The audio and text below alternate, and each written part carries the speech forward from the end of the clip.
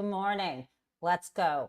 Lots of big news today, and the world will definitely change by tomorrow morning. So, what's going on right now, I think you know, is that Donald Trump has asked the United States Supreme Court to hear his case, specifically to halt the sentencing in the hush money case against him in New York State. And yes, I'm calling it a hush money case. In shorthand, this is the case where Donald Trump was found guilty on 34 felony counts in New York for engaging in what is called business records falsification.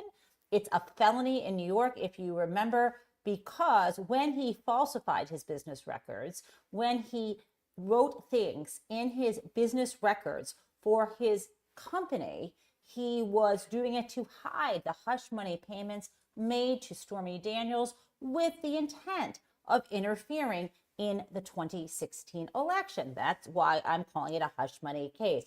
It is accurate and correct to do so because I'm trying to communicate that to you. So, as you know, the sentencing has been pushed off and off and off. And finally, this Friday, Judge Juan Merchan wants to sentence Donald Trump. And unfortunately, Donald Trump is pulling out all the stops to try to get this halted. And Donald Trump made this emergency appeal up to the United States Supreme Court. And here is what is going down with that right now. I'm sure that you've heard some of the nefarious details, including that Donald Trump just happened just hours before his lawyers filed this emergency appeal with the United States Supreme Court.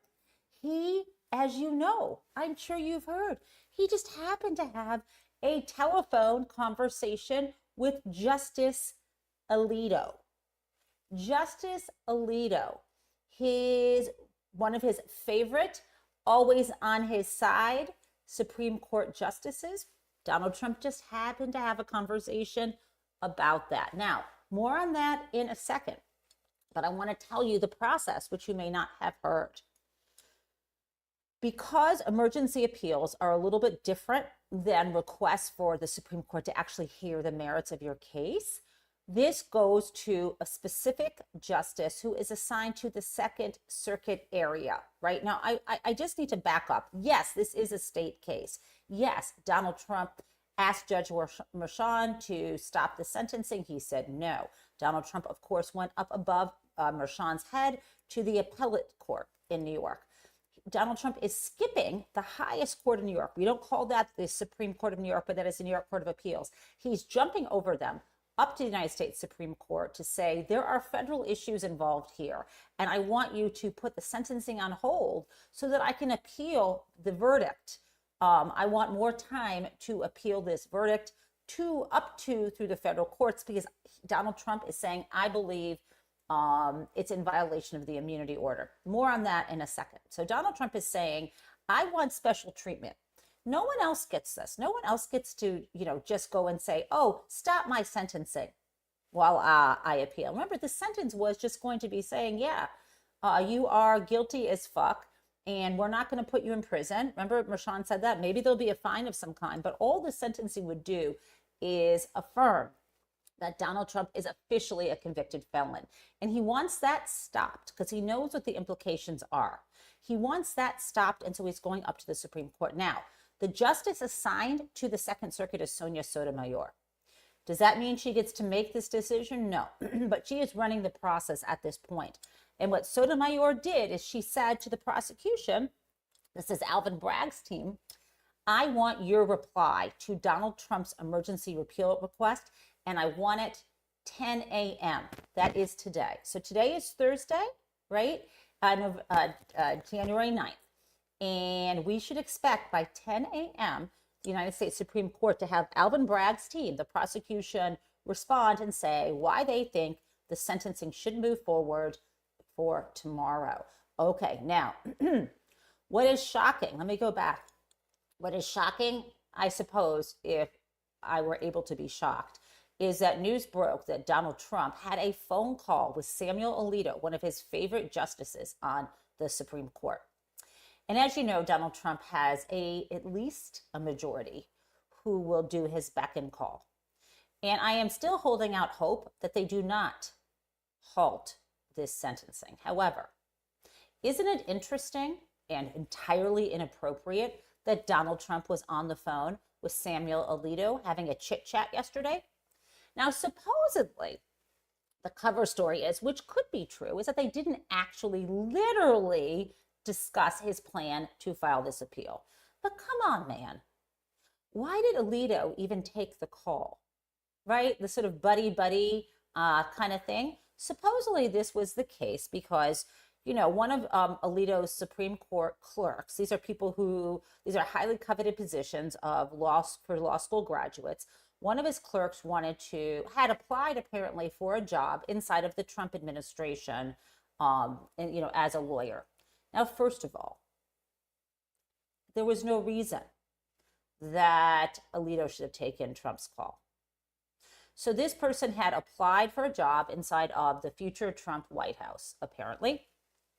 And so Donald Trump, who has nothing better to do, I'm sure, decided to call up and just get his reference. Is this a good guy?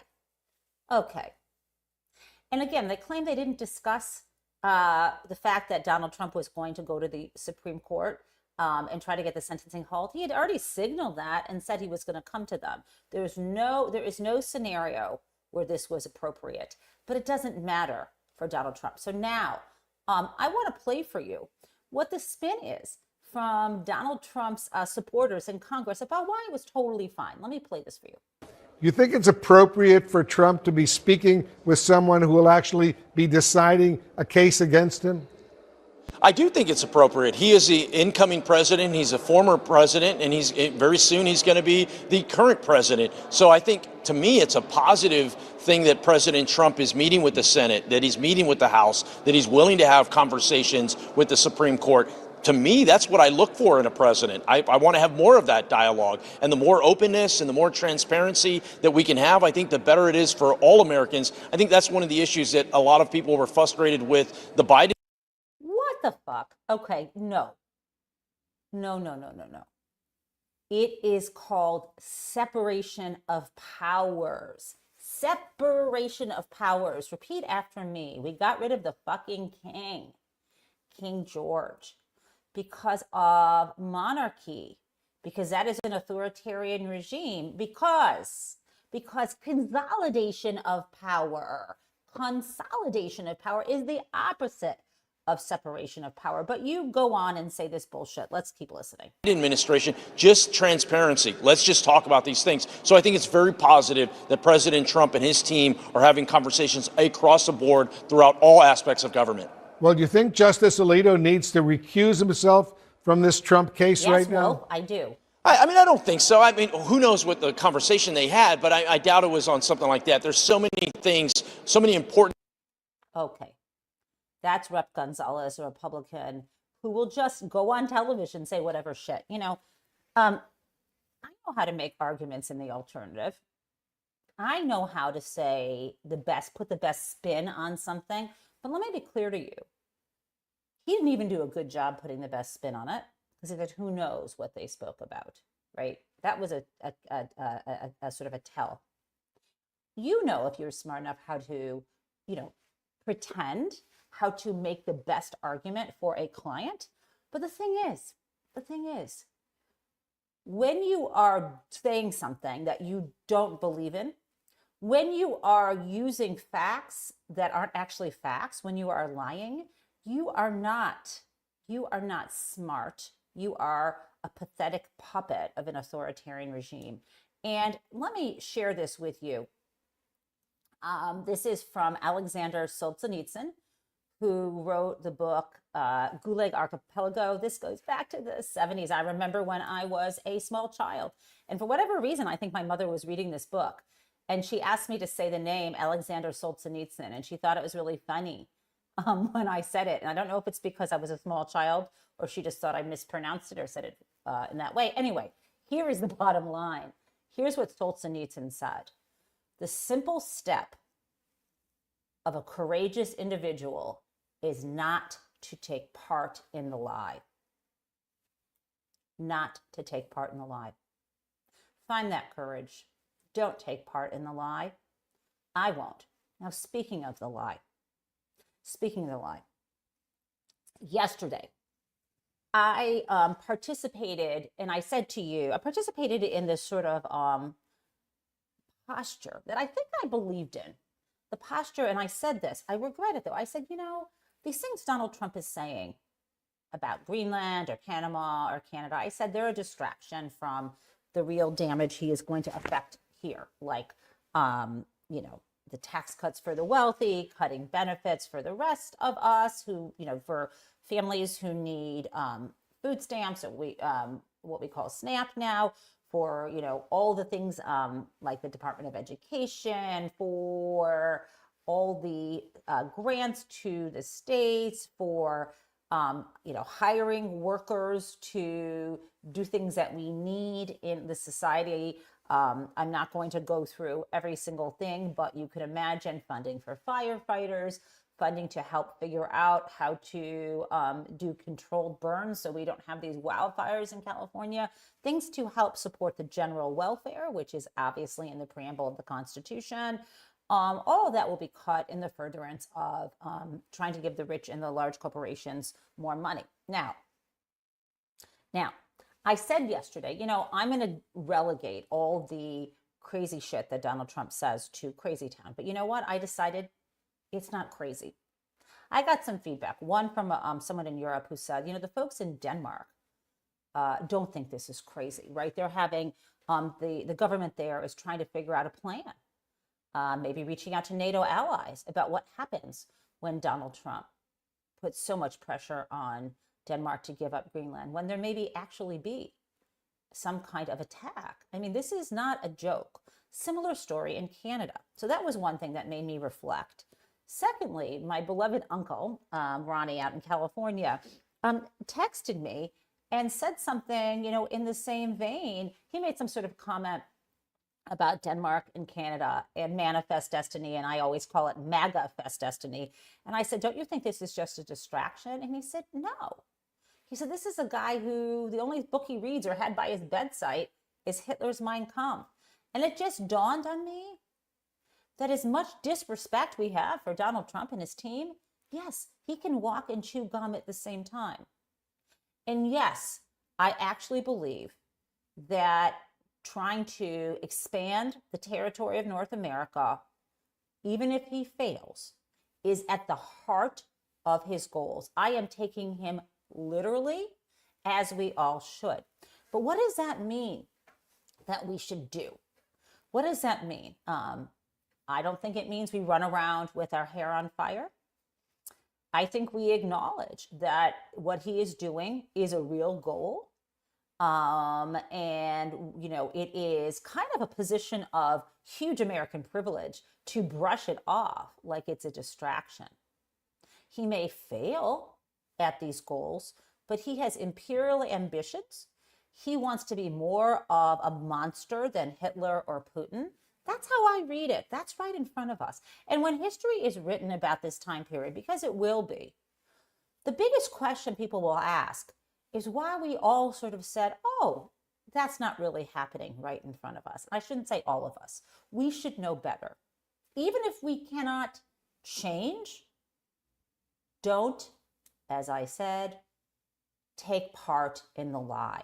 And part of the lie is that this is a distraction. It's not a fucking distraction. It's all his plan. It is a smorgasbord of shit that he is going to put in front of us. Now, what do we do about that? And I thought about that this morning, and here's my analogy. There is a certain types of cancer, speaking from family experience without discussing personal details, there's certain kind of cancer. One is called CLL/SLL, and it stands for chronic lymphocytic leukemia, which is the equivalent of something called SLL, which is small lymphocytic lymphoma. Okay, I know way too much about this. And usually when you are diagnosed with this, and you can get decades and decades with this. Apparently when you're diagnosed with this, the normal standard of treatment is what's called watchful waiting. And watchful waiting is to do scans to see if the cancer is spreading, on a regular basis to do blood tests and the like.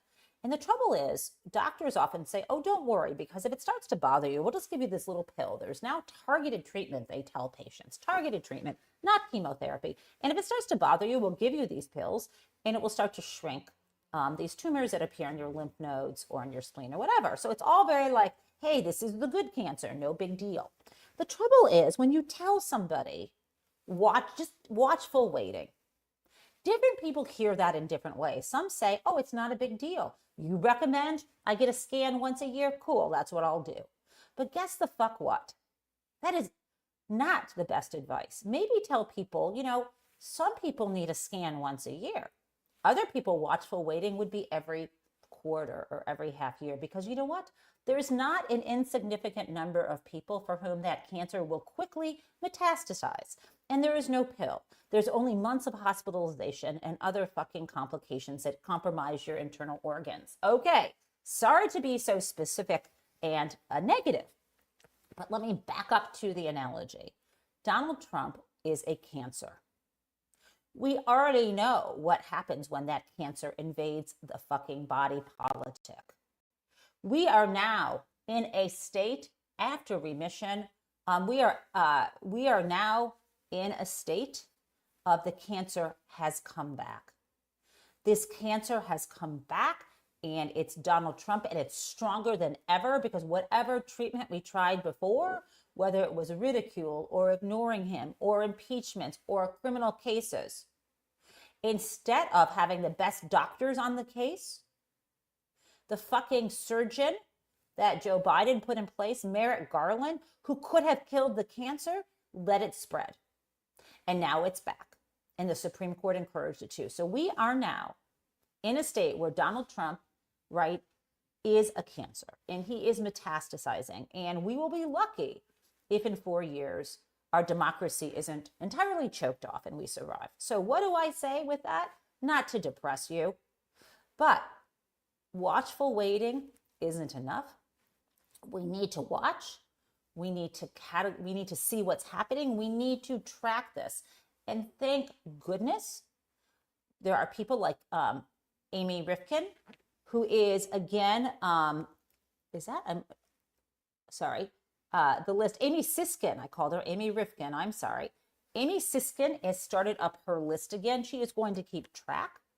We need to keep track of, instead of saying, oh, that cancer is the good cancer, it's not a big deal. In 4 years, we'll just get a new person in, or in 2 years, we'll get a Congress in, and that will stop things. We need to follow the damage that is being done so that we can undo that damage. So I say, keep our eyes on it. I say, don't take part in the lie and don't take part in the denial. We are fighting cancer right now. That's what we're doing. And I think we can get through this. And here's how I know. Let's look at Germany. Even Germany, after World War II, got rebuilt. And so yesterday, when it dawned on me, when I was communicating with my uncle, holy shit, I said to him, who will rebuild us? Meaning our democracy, right? I don't think we're going to be bombed, let's hope. But who will rebuild us, essentially, after Germany was rebuilt? Because Germany is a democratic, well-functioning government without a fascist leader, right? Hitler didn't stay in power forever. Who will rebuild us? And in response, he wrote back, which I think was tongue-in-cheek, maybe not, Canada and Denmark. So we shall see, my friends. But this is the main show. Now, speaking of not taking part in the lie, here's one of the lies that Donald Trump made in his talk at Mar-a-Lago the other day. I want to share this with you. Here we go. Where people went in as insurrection, the only insurrection in history where people went in as insurrectionists with not one gun. And let me tell you, the people that you're talking about have a lot of guns in their home. This not one gun thing, Dana, has been debunked for 3.5 years now, if not more. It is an out and out lie. Now, we'll never get a complete inventory of the number of guns brought by people to the Capitol that day because most of them were permitted to leave before later being arrested. But there have been numerous cases in which people carried guns on Capitol grounds and were convicted for it. I have a list in front of me. Mark Mazza, 2 loaded handguns on Capitol grounds, 5 years in prison.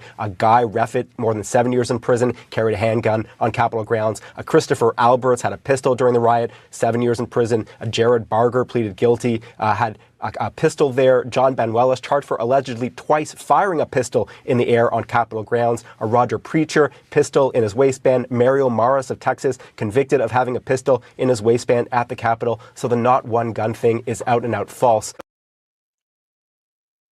Okay, I love when Dan Dale does his fact check. The trouble is the fact check doesn't play when Donald Trump is on television or during the conference itself.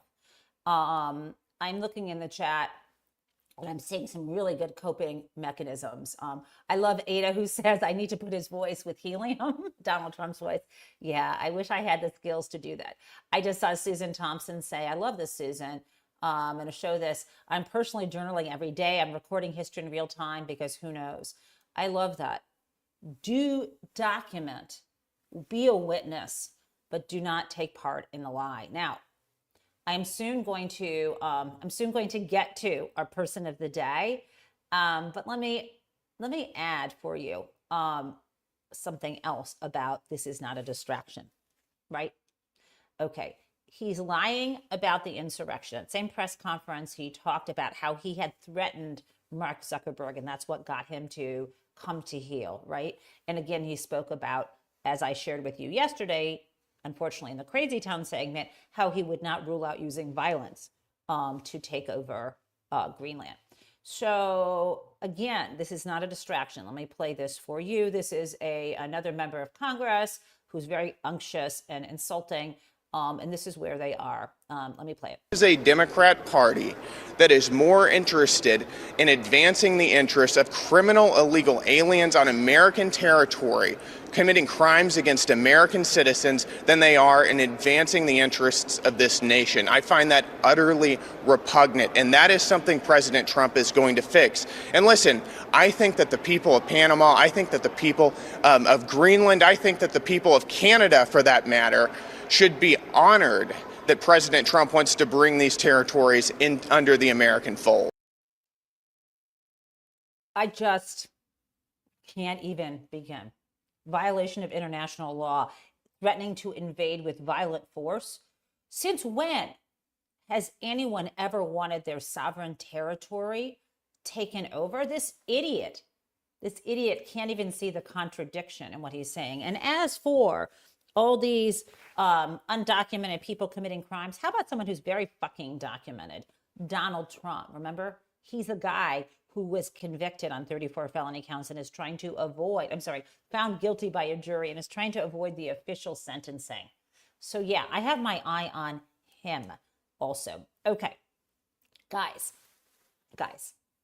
let me do my person of the day to lift this a little bit. And then I gotta do our Crazy Town.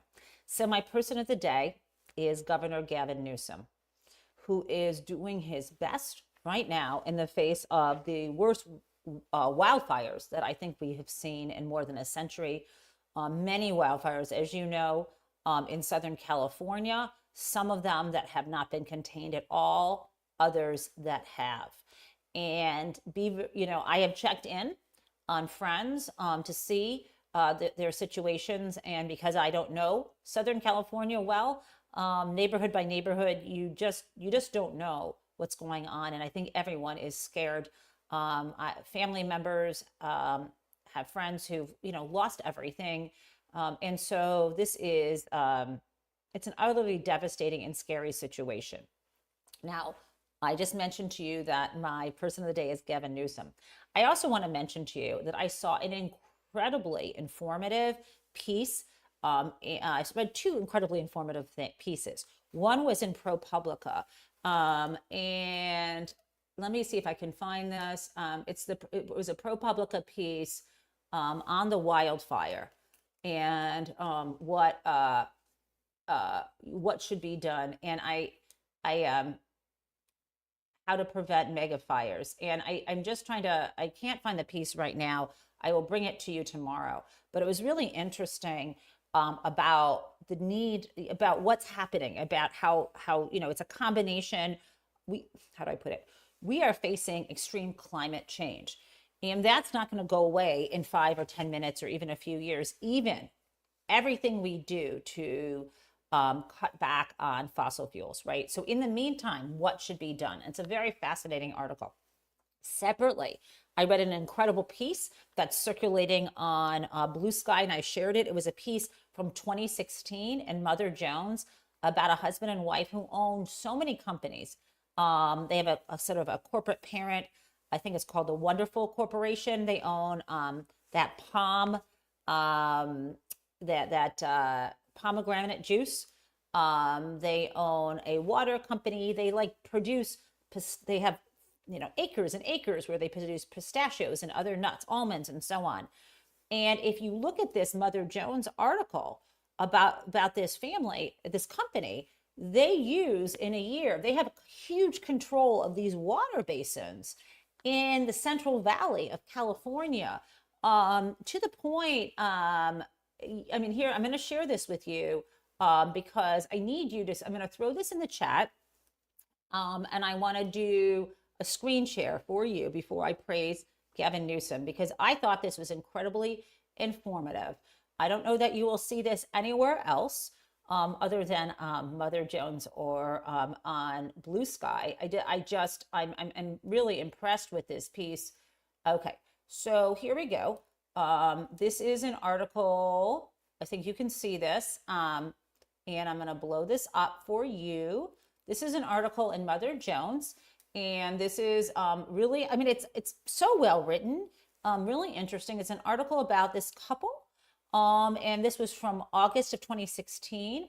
And it says, meet the California couple who uses more water than every home in Los Angeles combined.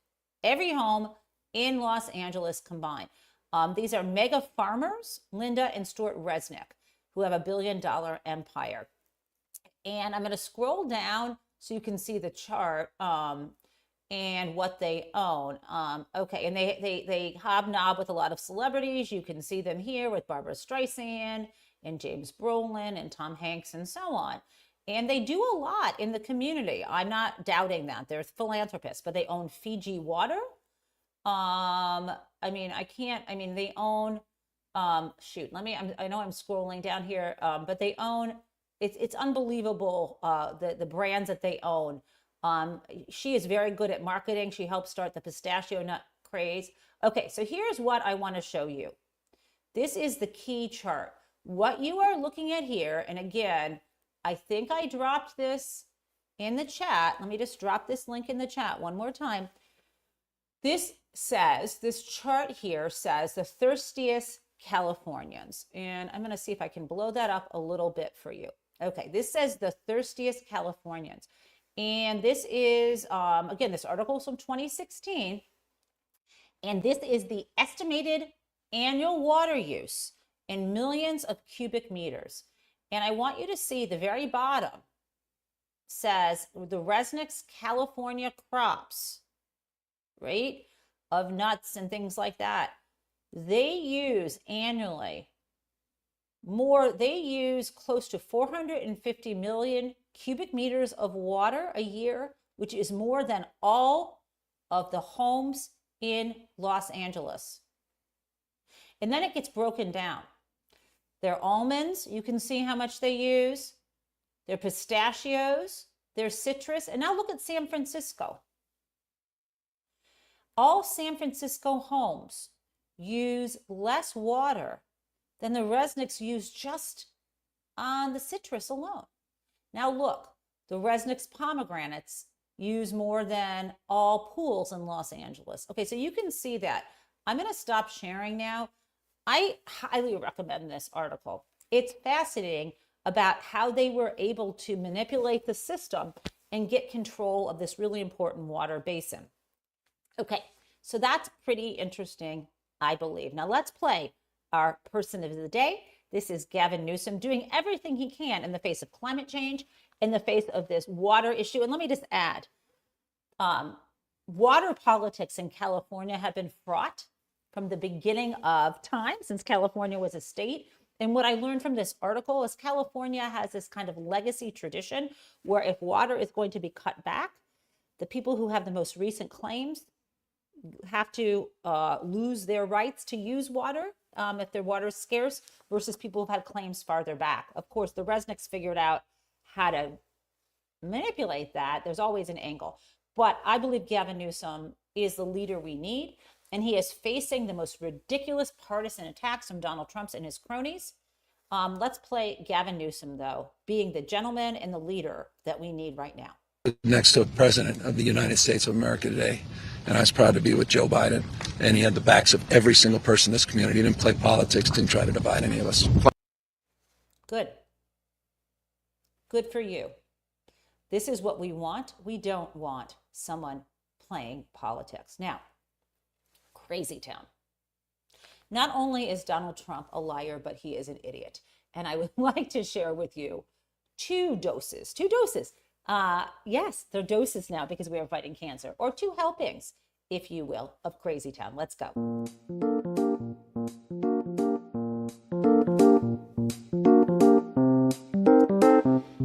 Yes. Okay. This is the absolutely stupid math that Donald Trump performed. And it would be embarrassing if we weren't in crazy town. Here we go. That I can rely on, but the 625 Hold on. experience, we have people that I can rely on, but the 625 million acres, people can't realize, it's like the whole ocean. 625 million acres, idiot, isn't the same thing as miles. It is not like the whole ocean. It's like 2%. He's complaining about conservation. Here we go. Of, I think, the Pacific, too. Take an acre. You know, an acre, you have a house on a half an acre, on a quarter of an acre, or an acre. If you have an acre, you have a big deal. Okay. If you just put 625 million acres into a calculator, Donald, that will convert square acres into square miles, you will soon see that it is not anywhere close to the size of the ocean. This is a problem. He is innumerate. He is a fascist. And the only thing he has going for him is that he is also mortal like the rest of us. I am hoping that our society will outlive him. I'm not calling for any violence. I'm just calling for the natural order of things and saying, we will get to the other side of this cancer. Okay. And now I've got another dose of crazy town. Here we go.